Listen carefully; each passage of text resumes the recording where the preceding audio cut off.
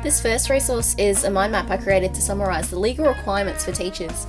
The information has been taken from The Ethical Practitioner by Howell, and included in this mind map is information about duty of care, mandatory reporting, and how teachers can avoid being found negligent. Mandatory reporting laws in Victoria state that teachers must report physical or sexual abuse if they have a belief on reasonable grounds that it is occurring. This next resource is an image from a blog called Learning with the Growth Mindset. The blog is based on the work of Carol Dweck, whose research has found that when students adopt a growth mindset, they are able to seize opportunities of growth and learning, and that they will have greater resilience to setbacks. The website Kids Matter is a collaboration between Beyond Blue and the Australian Government. It contains lesson plans, worksheets, and opportunities for professional development for teachers that can contribute to good mental health in primary schools. Hoffnung et al. Argue that helping young people build resilience is a proactive step towards better health and emotional outcomes.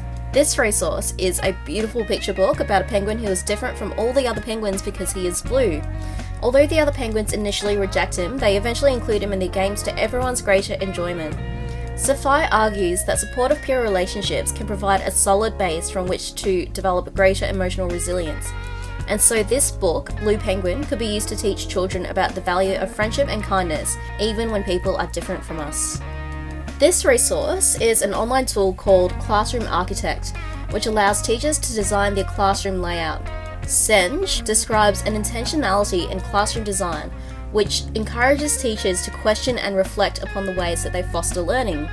I experimented with a classroom design that encourages collaboration between students, as collaborative, supportive environments are widely acknowledged to be for the benefit of students' emotional well-being. This is another picture book. It's called Herbert the Brave Sea Dog by Robin Belton, and it's a true story of a border terrier who survives over 30 hours in the open sea after falling off a boat during a storm, and it's also about his owner Tim, a boy who doesn't give up looking for him.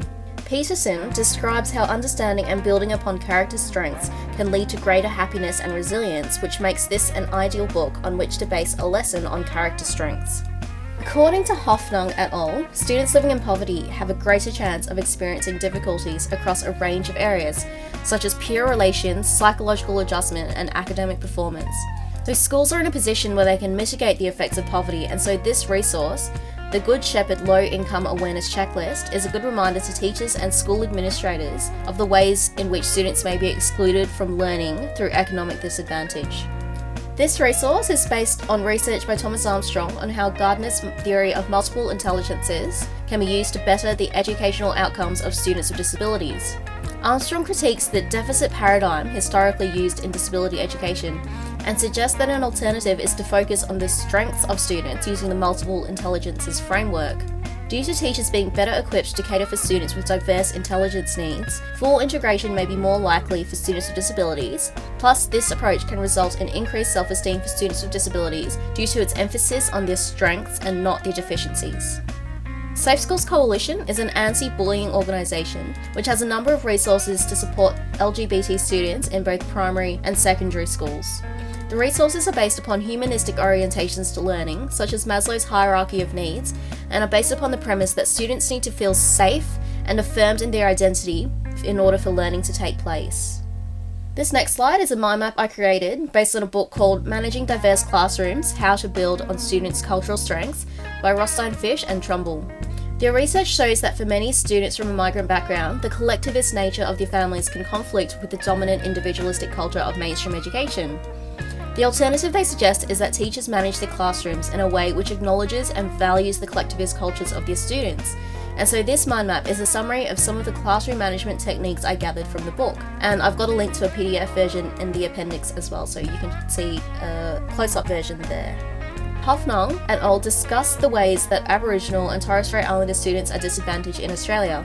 As part of broader attempts to close educational gaps, the Australian Professional Standards for Teachers contains 2 focus areas concerning Aboriginal content and Aboriginal students. Focus Area 1.4, Strategies for Teaching Aboriginal and Torres Strait Islander Students, and Focus Area 2.4, Understand and Respect Aboriginal and Torres Strait Islander People to promote reconciliation between Indigenous and non-Indigenous Australians. This website, Respect Relationships Reconciliation, has a range of resources to support teachers developing competencies in teaching Aboriginal and Torres Strait Islander students, such as advice on protocol, opportunities for professional development, and links to resources supporting teachers' higher education. For my references, I've divided them up into the resources, which are the non-academic resources found in this slideshow, and the academic references can be found right here. This is the appendix, which contains links to larger versions of the mind maps that I created. Thanks for watching and listening.